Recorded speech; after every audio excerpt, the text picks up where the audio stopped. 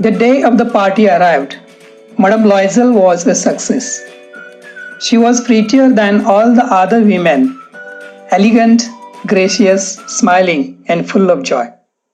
She danced wildly with passion, forgetting everything in the triumph of her beauty and success, floating in a cloud of happiness. Elegant, attractive, आकर्षक, gracious, विनम्र. अखेर पार्टीचा दिवस आला. Madame लॉयझेलला मोठे यश मिळाले. ती लावण्यवती, आकर्षक आणि खुश होतीच आणि इतर सर्व स्त्रियांच्या तुलनेत सर्वात देखणीही दिसत होती. तिच्या सौंदर्याच्या आणि विजयाच्या उत्कट हर्ष उल्हासात बेभान होऊन ती मुक्तपणे नाचत होती. यशाच्या सुखाच्या लाटांवर जणू तरंगत होती. Matilda and her husband left at about 4 o'clock in the morning. When they were finally in the street, they could not find a cab. They walked down toward the scene till they found one. They were dropped off at their door in the Rue des Martyrs, and sadly it was all over for her. पहाटे 4 वाजता ते पती पत्नी तिथून निघाले. ते रस्त्यावर येऊन पोहोचले तरी त्यांना एकही टॅक्सी मिळेना. सीनच्या दिशेने ते चालू लागले तेव्हा अखेर त्यांना एक टॅक्सी मिळाली. रू द मार्टर्स येथील त्यांच्या घराच्या दारापाशी टॅक्सीने त्यांना सोडले आणि अखेरीस त्यांच्यासाठी त्या सर्व गोष्टींची सांगता झाली. In front of the mirror, she took a final look at herself in all her glory. But suddenly she uttered a cry. She no longer had the necklace around her neck. "What's the matter?" asked her husband. She turned towards him, panic-stricken. I no longer have Madame Forestier's necklace. Uttered उद्गारणे, panic-stricken, भयभीत होणे. आरशासमोर पुन्हा एकदा अभिमानाने तिने स्वतःला निहाळले आणि ते एकदम किंचाळली. तिच्या गळ्यातील तो रत्नहार गायब होता. काय झाले? तिच्या नवऱ्याने विचारले. मी माझ्याकडे तो मादाम फॉरेस्टियरचा हार नाही. त्याच्याकडे वळून भेदरून ती म्हणाली. He stood up, distraught. What? How? That's impossible. They looked in the folds of her dress, in the folds of her cloak, in her pockets, everywhere. But they could not find it. Distraught, worried, गोंधळलेला. Cloak, झगा किंवा बुरखा. तो गोंधळून उभा राहिला. काय? कसं? हे शक्य नाही. त्यांनी तिच्या ड्रेसच्या घड्यांमध्ये पाहिले, तिच्या खिशांमध्ये पाहिले, सर्वत्र शोध घेतला, पण त्यांना तो नेकलेस कुठेही सापडला नाही. Are you sure you still had it on when you left the hall? He asked. Yes, I touched it in the hall at the ministry. But if you had lost it in the street, we would have heard it fall. It must be in the cab. Yes, that's probably it. Did you take his number? No. Cab, taxi. तुला खात्री आहे आपण हॉलवरून निघालो तेव्हा तो तुझ्या गळ्यातच होता? त्याने विचारले. हो, मंत्रालयातील हॉलमध्ये असताना मी त्याला स्पर्श करून पाहिले होते. पण जर तो रस्त्यावर हरवला असेल तर तो खाली पडताना आपल्याला ऐकू आले असते. तो नक्कीच टॅक्सीमध्ये पडला असेल. हो, तसंच असेल. तू टॅक्सीचा क्रमांक घेतला आहेस का? नाही. They stared at each other, stunned. At last Loisel put his clothes on again. "I'm going back," he said.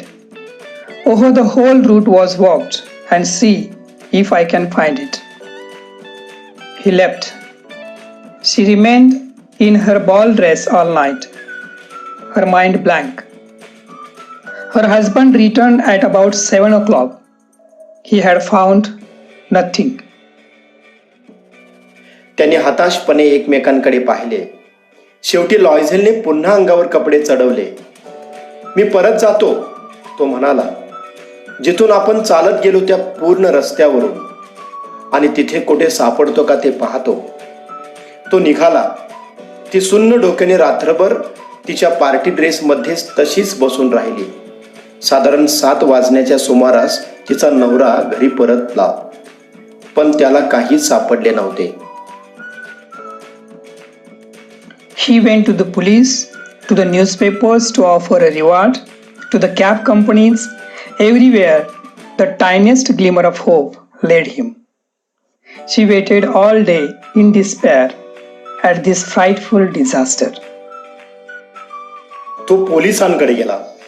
वृत्तपत्र कार्यालयात जाऊन त्याने बक्षीस जाहीर केले. टॅक्सीच्या कार्यालयांमध्ये जिथे कुठे अंधुक आशेचा किरण वाटेल तिथे सगळीकडे जाऊन त्यांनी चौकशी केली. या घडलेल्या अनर्थामुळे दुःखी होऊन ती दिवसभर वाट पाहत राहिली. Loisel returned in the evening, a hollow, pale figure. He had found nothing. You must write to your friend, he said. Tell her you have broken the clasp of the necklace and that you are having it mended. It will give us time to look some more. She wrote as he dictated. Clasp, fastener, buckle. संध्याकाळी हताश होऊन थकून Loisel घरी परत आला. त्याच्या हाती काहीच लागले नव्हते. तू तुझ्या मैत्रिणीला लिहून कळव, तो म्हणाला. तिच्या हाराचा फासा तुझ्या हातून तुटलाय आणि म्हणून तो दुरुस्तीला दिला आहेस असं तिला सांग, म्हणजे अजून थोडं शोधायला आपल्याला वेळ मिळेल. त्यांनी सांगितल्याप्रमाणे तिने तिला कळवले. At the end of 1 week, they had lost all hope. And Loisel, who suddenly looked aged, declared, "We must consider how to replace the jewel." And so, they went from jeweler to jeweler, looking for the necklace like the other one, consulting their memories, both sick with grief and anguish. Anguish, suffering, yatana. आठवडा संपला तशी त्यांची उरली सुरली आशा मावळली आणि एकाकी म्हातारा दिसू लागलेला लॉयझेल म्हणाला, तो दागिना कसा भरून देता येईल याचा आपण विचार केला पाहिजे. आणि मग ते दोघे आपापल्या स्मरणशक्तीला दान देऊन हुबेहूब त्या हारासारखा दिसणाऱ्या हाराच्या शोधार्थ एका सराफाकडून दुसऱ्या सराफाकडे फिरत राहिले. दोघेही दुःखाने आणि व्यथेने त्रस्त झालेले होते. In a shop at the Palais Royal, they found a string of diamonds which seemed to be exactly what they were looking for. It was worth 40,000 francs.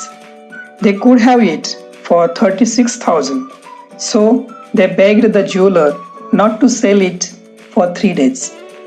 And they made an arrangement that he would take it back for 34,000 francs if the other necklace was found before the end of February. Palais Royal इथल्या एका दुकानात ते शोधत असलेला हुबेहूब तसाच एक हिऱ्यांचा हार त्यांना दिसला. त्याची किंमत 40,000 फ्रँक होती, पण त्यांना तो 36,000 फ्रँकमध्ये मिळू शकणार होता. त्यांनी त्या सराफाला 3 दिवस तो हार कोणालाही विकू नकोस अशी नम्र विनंती केली आणि फेब्रुवारी महिन्याअखेरपर्यंत जर मूळचा हार सापडला तर हा नवा हार 34,000 फ्रँकमध्ये तो सराफ परत घेईल असाही त्यांनी करार केला होता. Loisel had 18,000 francs which his father had left him. He would borrow the rest. And he did borrow. He gave notes, made ruinous agreements, dealt with every type of moneylender. Then he went to get the new necklace and laid down on the jeweler's counter 36,000 francs. Borrow, take a loan, उसने घेणे. Ruinous, घातक. लॉयझेलकडे त्याच्या वडिलांनी त्याच्यासाठी ठेवलेले 18,000 frank होते. बाकीचे तो उसने घेऊ शकला असता आणि त्याने ते पैसे खरोखरच उसने घेतले. त्याने लिखित पावत्या केल्या, तोट्याचे करार केले, सर्व प्रकारच्या सावकारांची सौदे केले. अखेरीस तो नवीन हार विकत घेण्यासाठी गेला आणि त्याने सराफाच्या काउंटरवर 36,000 फ्रँक ठेवले. When Madame Loisel took the necklace back, Madame Forestier said coldly, "You should have returned it sooner. I might have needed it." Madame Loisel जेव्हा हार परत करण्यासाठी मादाम फॉरेस्टियरकडे गेली तेव्हा ती म्हणाली, "तू हा हार लवकर परत केला असतास तर बरे झाले असते. मला याची कदाचित गरज पडली असती."